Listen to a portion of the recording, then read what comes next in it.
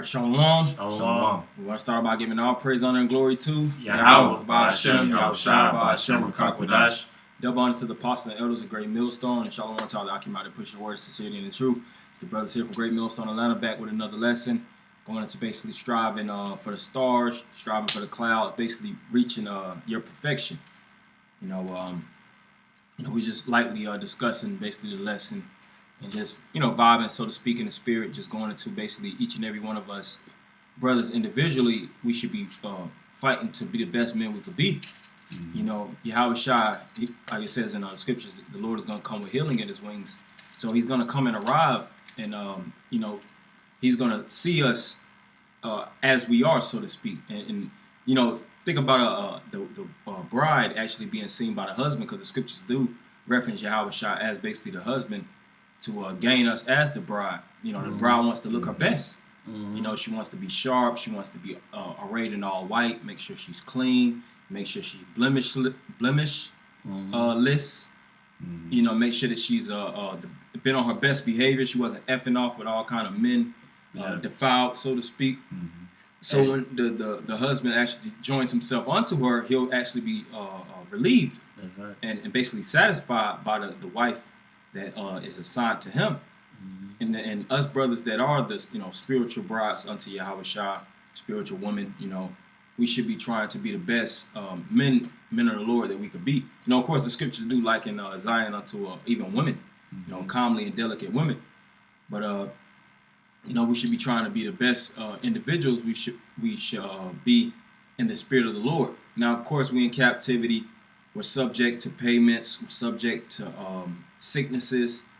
We're just in the lowest, or as Eliyahu Shawamba, put out the worst case scenario. We're in the worst case scenario, so we're in the lowest degree possible. But at the end of the day, you don't want to make excuses for yourself and put physical limitations to yourself, outside of what's already going on.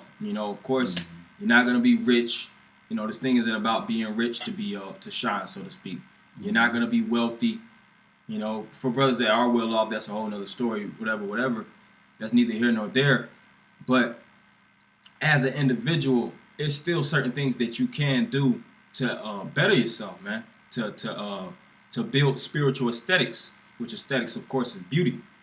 And how can you build spiritual aesthetics polishing yourself? When you look at stones, dirty stones or gold, the first appearance of that stone is very dross ridden. It's a lot of dross. It's a lot of dirt that's covering it. But to get that stone in its beauty and its perfection, you have to burn all the outer sediments. You have to smelt it. You have to purify it. You have to have it go through that cycle or that furnace of heat. And then at the latter end, you'll see the shining and the beauty of that element. And we represent those elements. So you have to go through certain processings. You have to go through certain trials and tribulations, as well as polishing your mind with these scriptures thoroughly so that you could be the best individual you could be. That's right. Yep. We'll just jump into scriptures to support through the spirit what we're going into. I got some. This is Luke 19:13. And he called his servants and delivered them 10 pounds and said unto them, occupy till I come. And this is the occupation, This is definitely a work, and it's a labor of love. So in this labor, you should be relieved by reading, actually feel enthralled to increase in the spirit, like it tells you in Sirach.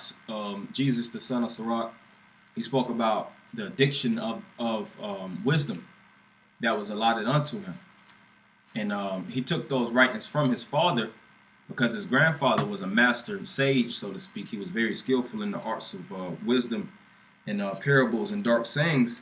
And he took that spirit and he infused it within himself, and he extended the book. That's how we should be in the spirit, taking the spirit of the Lord and extending this book, because this book is still being written. It's not physical writings, but it's the oral brothers actually speaking it out to be true. But you continue. Okay. This is I keep going. It says, but his citizens hated him and sent a message after him, saying, we will not have this man reign over us. I think that was, let me see. That's what and it came to pass that when he was returned, having received the kingdom, then he commanded these servants to be called unto him. To whom he had given much, to whom he had given the money, that he might know how much every man had gained by trading. Yeah, and that word money in the Hebrew is shequalium, which is shekels. The Lord presented each and every one of us shekels, and it's up to us to exchange it, to increase it, to appreciate with it or depreciate with it, sell it, give it away. It's up to you, you know. And you guys, you look at people in the world, you'll see people that have great money management skills. These Warren Buffetts, you know, these top devils, these Steve Jobs and these Mark Zuckerbergs. They'll tell you their life story about how they took, you know, $10 and made a million out of it. You know, took $1 million and made $100 million off of it. You know, took hundreds of millions and made $1 billion off of it. You know, so on and so forth. And you'll see dumbasses, so to speak, on the other side of the spectrum that was already blessed with millions and they blew it. You know, you got this world is full of individuals that are impoverished, and they're like Brother Gamaliel, the captain, was saying. You know, you got individuals. Apostle Hart actually went into the lesson. Lawyers, guy that was a lawyer. Oh yeah, that's right. You know, here it is making fucking $200,000-$300,000. You know, more or less a year. You lost yourself. And you lost yourself, and you wound it up in a dump. You know, and you never want to be. It's like which side do you want to choose? Do you want to choose the super successful in the spirit, of course, from taking these talents and gradually elevating, or do you want to take these talents and BS with it and lose the increase? That's right. Because the Lord says when you read in the latter verses that He's going to require usury, which is interest. He whatever He gave us, He's gonna want it to be doubled up, tripled up. Continue. Says. Then came the first, saying, Lord, that pound hath gained 10 pounds. And he said unto him, Well, thou good servant. Because, you know, Jacob today, that he knew how to flip, man. Okay. Take 1 pound and flip it to 10. He was a master flipper. And in order to flip, what do you have to have? You have to have clientele. Not in a drug sense, of course. Clientele is just clients. You have to have a network, so to speak. A sales pitch, you know, good product, and then, you know, of course, you know, you have an honest rapport, and if you actually are honest and you give it to the individual off of the product that they received, they'll see, oh man, this is some good stuff, and then word of mouth starts to storm around. So that's a good servant. He did that which was right. He seen that the product was given to him, which is the Spirit of the Lord, and he used his spiritual value to sell.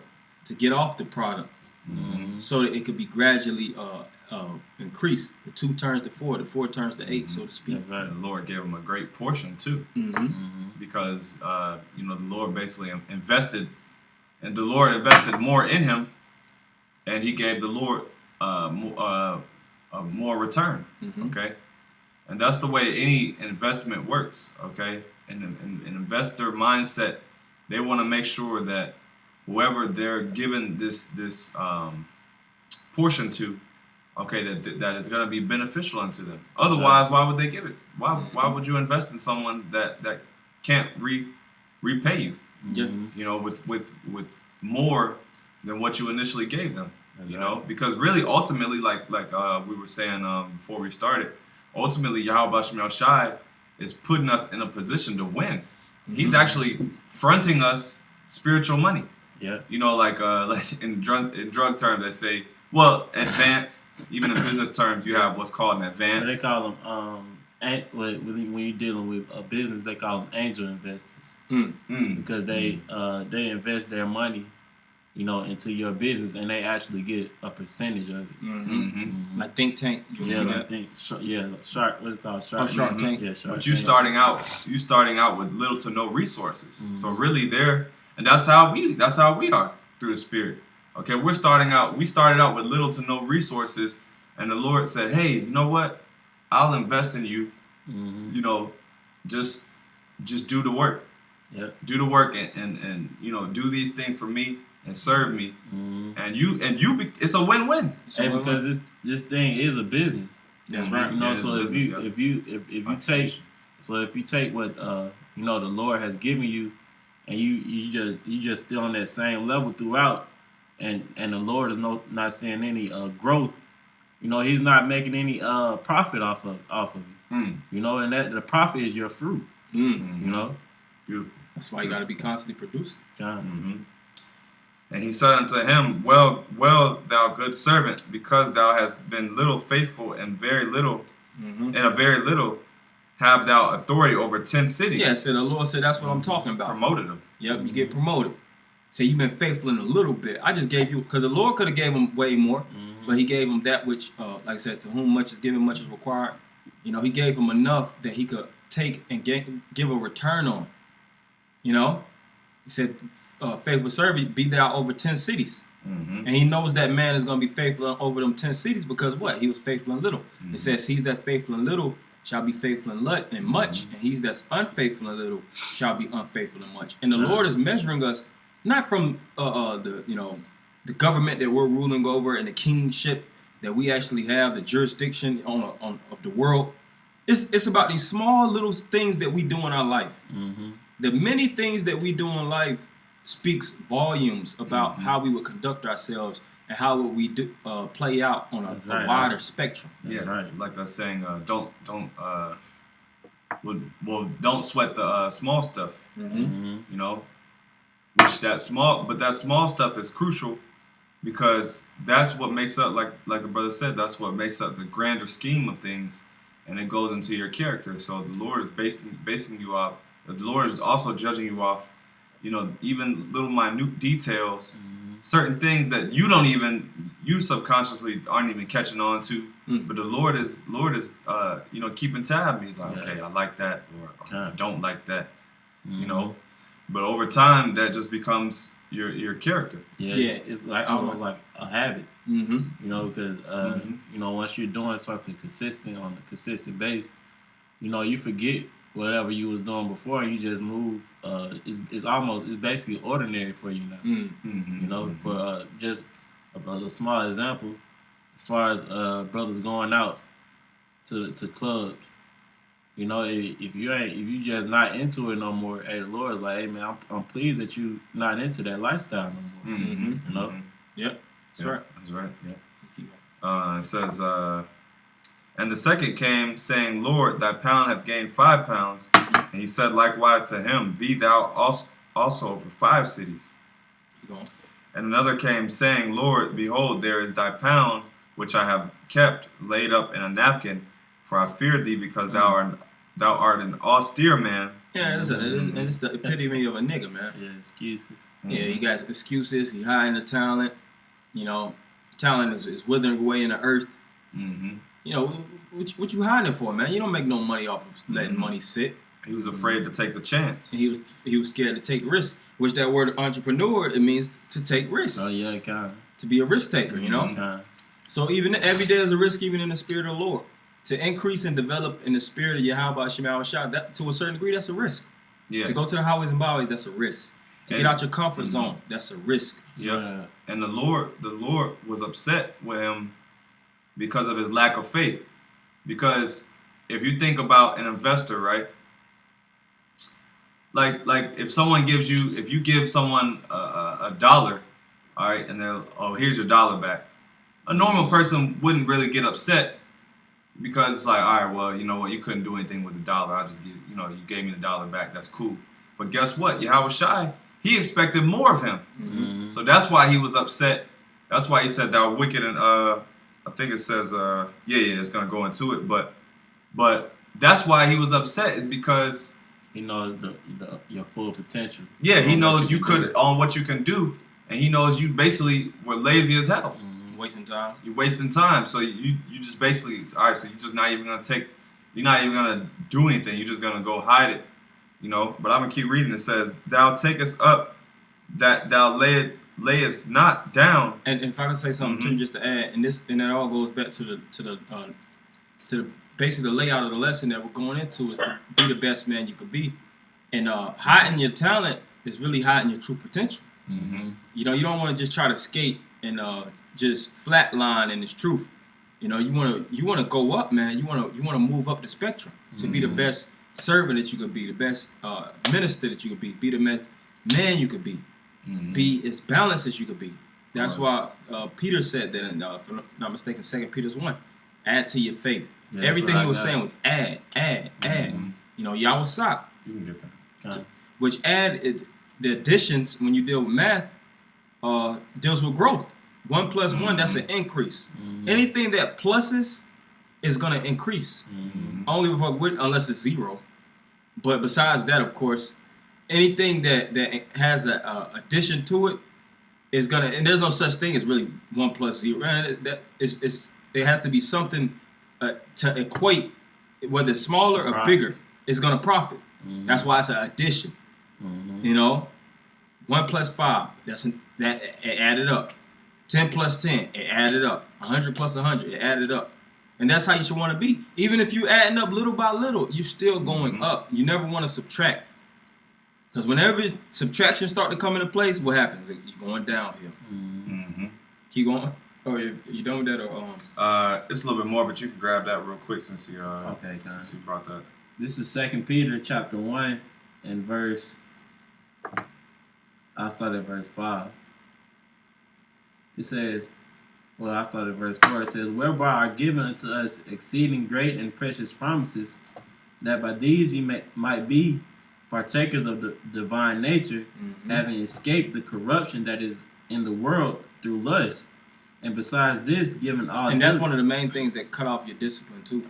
You know, the reason why you may not have, you know, you might be 34, 35, 36, 37, you know, up in age, and you don't have nothing for yourself, or you constantly in limbo. You feel like you've been running a hamster wheel. A lot of times it's because you lust, man. The lust, even laziness. Laziness is a lust. Yeah. You desire to lay down all day. Yeah, because lust just not talking about just women. Yep. And it's also, you know, your lack of drive, your lack of motivation. You know, because hey, this life, hey, like the brother said, you know, you got some men that are a little bit up in age, and you know they've been in the world longer, so they defeated. Some of them are just defeated, so they're in that spirit of complacency, and just because Jake is like a beat down dog, you know, just sad, and you know like just defeated. Like the so-called white men, they've been, you know, dealing with oppression and been broke for so long that they just don't, you know, they don't see any hope. But hey, look at, if you want to see a good example of older men in age that are still growing, look at the apostles and elders. Right. Okay, they're older men in age, but guess what? They're constantly growing in the faith. They're constantly still pushing and increasing in the spirit of Yahweh Shem Yahushai. So that's why we have examples of our apostles and elders. Elder meaning what? Older in age, you know, been around long in the spirit, you know. That's right. And so it says, oh, was that it on that? No, it's this. Okay, kind of, yeah. It says, verse 5, and besides this, giving all diligence add to your faith virtue. Yeah, and it starts with your belief. If you have a strong belief, you can build a lot off of that. That's what it's basically saying. So you want to pray to believe more. Embrace your belief and build off of your belief. That's why I said we believe, therefore we speak. Anything that you believe into, you're going to strive greatly to achieve it. You know, before these NBA players became professionals, they just were young men with a hope and a dream, man. You know, they and the talent developed after, you know. Yeah. But it was always about how much they believed in themselves. Because they had doubters. Yep. You know, they unbelievers. You know, and just add to the brother point, and we have the same thing, but the difference is we have the truth, man. Yeah, that's it. You know, we have the scriptures coming from Yahweh Shem Yahushua. You know, so that should make us even go harder, man, when we have, you know, doubters, you know, those who don't believe that we have the truth. You know, that should make us, that should add to your faith alone, man. Yeah. You know? Like they say, make your haters your motivators. All right. Yeah, hey, that's you know? Hey, but that's true. You gotta do that. You gotta, you know, convince the gainsayers, like people that's basically counting you out. You gotta show them like, look, I'm still making a way. I got the spirit. You know, I'm still like you tried to basically you know, shit on me, so to speak. But guess what? The Lord is still with me, and he's providing a way for me to increase. You know, that's what it means to make your haters your motivators. You know, because the word motivate means it goes back to the word movere, which means to move. So haters, people that hate you, that should move you. It should make you want to strive to get better. Say for instance, you know, whatever occupation you in, and you got people that hate what you're doing, you know, that should move you to become more successful. Or if you're unsuccessful and people are hate you, whether it's positive hatred or negative hatred, it should still move you to some direction.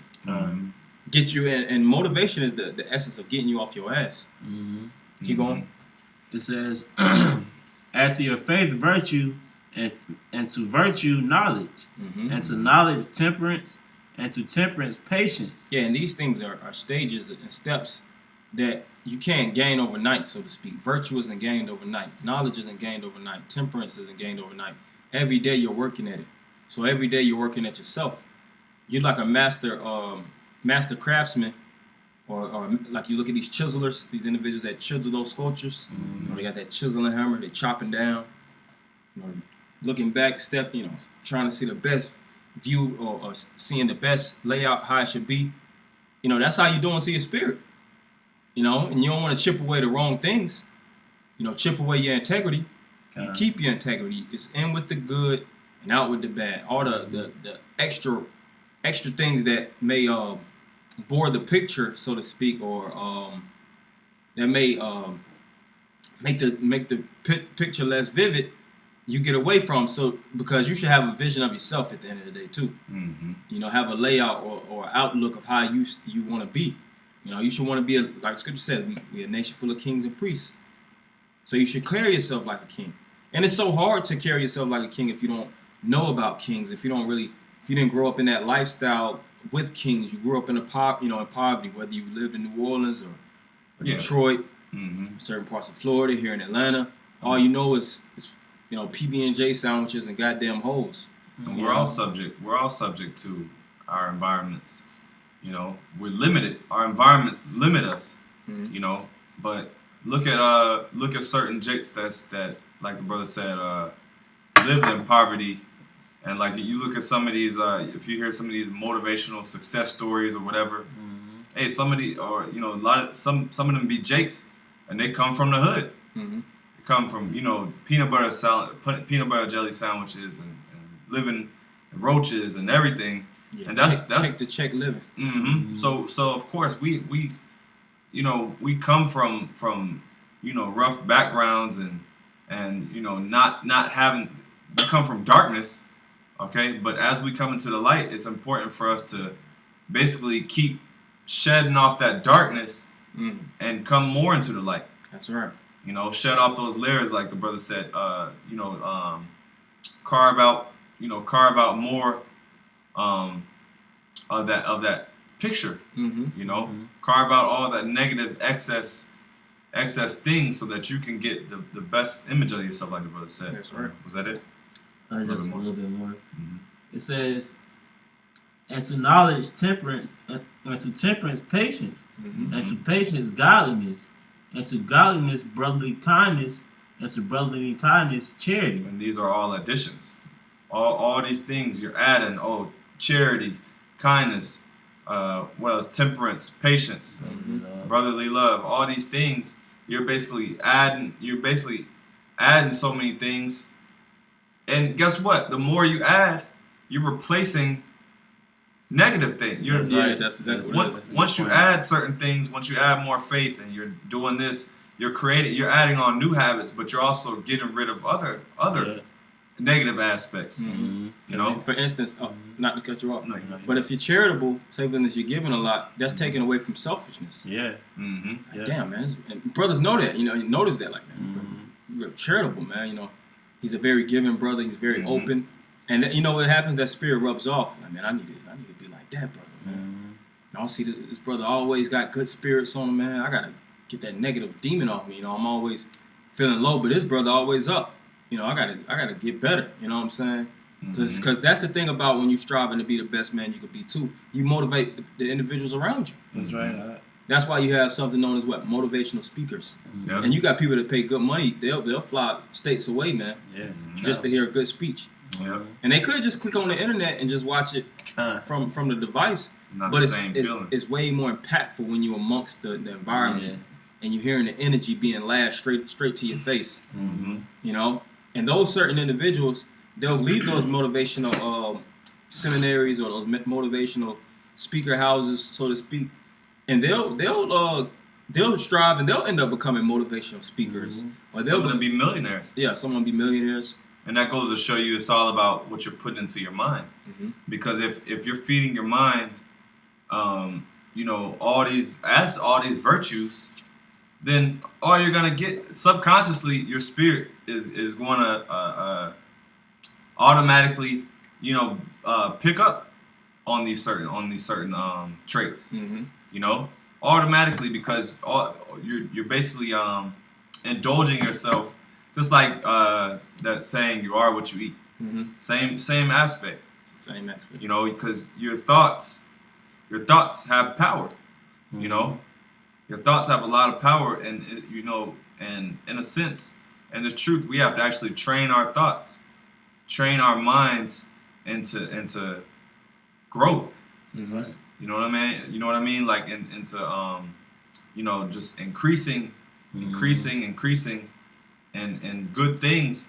And guess what? Our outer man is gonna start automatically being an example, like the brother said. Whip it into shape. Whip that flesh in the goddamn shape. And you start to see that the flesh and the spirit starts to work in your will. Start to see the benefits. Deacon Barzal always goes into you know, having that growth mindset and having versus a fixed mindset. You know, that fixed mindset is, hey, this is the understanding that I have, and this was just, I'm gonna just lean on that. When versus the growth is, all right, this is my foundation, and I'm gonna build off of that foundation. You know, so that's what this is about, is abounding more and more, as Paul said. It's never enough. No matter how much you have, it's never enough. And that's why scriptures say they were addicted to the ministry. That's what it means to be an addict. It's never enough. It's never enough.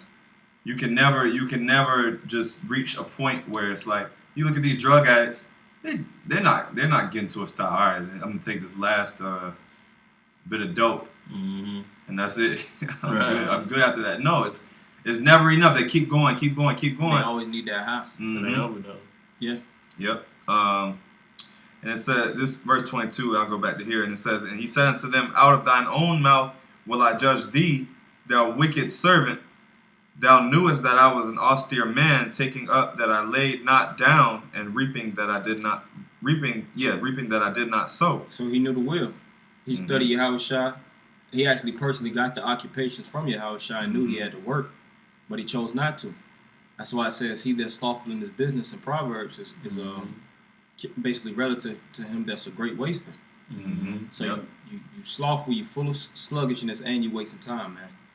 That's a fucking double hit. Yep. Keep going. That's why in Revelation says, because thou art neither hot nor cold. Hey, and Yahushua is basically telling us we got to be hot for this thing. No lukewarm. Fervent in spirit. Fervent in spirit. And really, part of being lukewarm is forsaking your carnal responsibilities too. You know, because what? Because your certain carnal responsibilities, they actually facilitate your spiritual growth. You know, that's true. Once you take care of certain experiences that you go through in the world, you learn certain things, certain traits that facilitate help your spiritual your spirit. Or once you get certain carnal goals out the way, it's not wearing down. It's not hindering you. Yeah, that's true. You can focus more on the truth now. Yeah, that's a big thing too, man. That's why sometimes your focus because you got so much fucking worries, man. And you got to cut those worries down by handling that shit. Okay. You know, like I think it was talking about that on Goodfellas. You know, Henry was all over the place, but he told him, man, you got to go home. Basically, go home and handle your business. What you doing, you not handling your affairs, is throwing off your wave in the organization, so to speak. Mm-hmm. But you keep going on. Kind of says, and it says, wherefore then thou gavest not thou my money into the bank, that at my coming I might have required mine own with usury. So he's basically saying, well, you could at least put it in the bank. Mm-hmm. and you know, if you would put it in the bank, I would have had some interest, you know. And he said unto them that stood by, take from him the pound and give it to him that had 10 pounds. Yeah, so Yahushua is basically being fair, okay? Because he gave it to the one that increased the most, because really he deserves the biggest reward, okay? Because he was the one that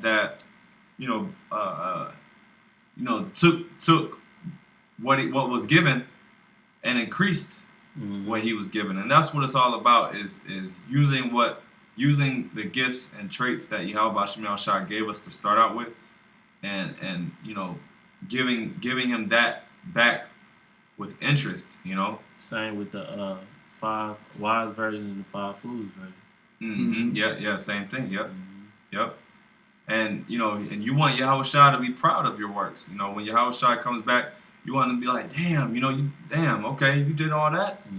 Okay, because I only gave you this, but okay, you gave me, you were able to do something with that. You know, I just gave you a little glimpse of the truth, and look at how much good fruits you abounded. You got some bars off? Yeah, some quotes? yeah. And I just want to end it with a couple of these quotes. It says, success isn't always about greatness, it's about consistency.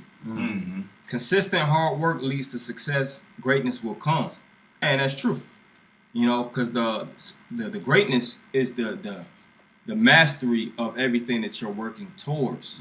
But you work towards it, and then you know, at the end of the day, you know, you could take a step back and see your rewards and things of that nature. Like basketball players, while they playing the game, they're not thinking about how much points they're gonna score. They just busting their ass. Yeah.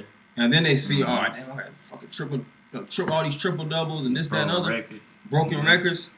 They just going hard off of their drive, because what they always are, you know, basketball players and, you know, athletes, they're always training.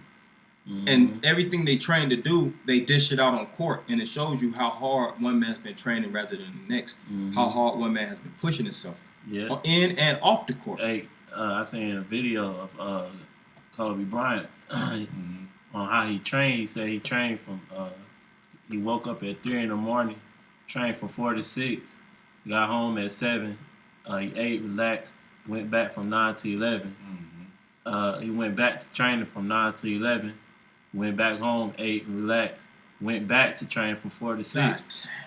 So it's just really that dedication. 3 days. Yeah, basically 3 days. And it's like, how can you beat somebody like that? How can you beat somebody who's perfecting their craft like that? There's nowhere, everything that you do, he's practiced so much to where it's like, all right, I know my next move. You know? Yeah, that's right. See, says this is Shakespeare. Some are born great, some achieve greatness, and some have greatness thrust upon them. This Marley. The greatness of a man is not in how much wealth he acquires, but in his integrity and his ability to affect those around him positively. You know, and it's a lot more quotes. That's really just the main thing I wanted to go into. And you know, that's the thing too. You know, you brothers read quotes. You know, read books pertaining to great individuals, so-called men that were great in their craft. It's not like you're trying to be a fucking engineer. You know, you're trying to read. You know, philanthropist. Yeah, philanthropist or doctor or something like that. You know, but reading those traits, and first and foremost, we have the word. Yeah, you equate everything to the truth. That's right. We have the sure word of prophecy. We have great men in the scriptures: Job, David, Solomon. Of course, first and foremost, Yahushua, the disciples, Jeremiah, Daniel, Samson, Samuel.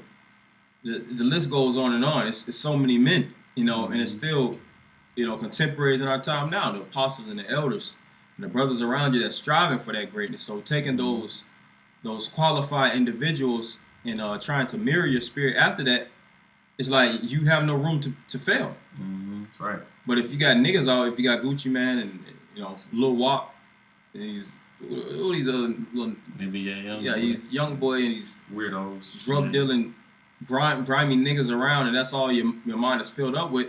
You damn right you gonna fail. The scripture says no good to them always occupied in you. Mm-hmm. Mm-hmm. Says he that's among the wise shall be wise, and the companion of fools shall be destroyed.